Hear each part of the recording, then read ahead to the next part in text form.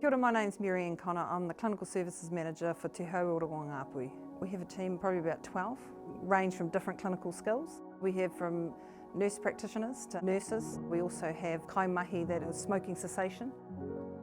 We're really dealing with people in all sorts of predicaments. Every day is different. It can be from a clinical issue to a social services issue. We have a wide range of services that we can provide for the whole whānau. We do COVID vaccinations, influenza vaccinations. We also do health assessments for whānau, which can start from anything from a sore throat to skin infections. We can do health education on gout, cardiovascular screening, diabetes. Our service is both either in clinic, in home, in marae. We sort of do it where they feel more comfortable.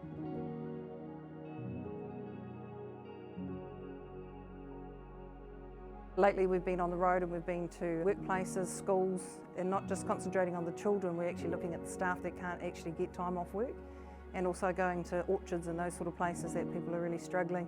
One, it's a cost to take time off work and actual petrol as well, so it's beneficial us being on the road. We're at no cost and we can provide point of care service, and we will cut down the barriers like actually making appointments. They don't need to make an appointment here.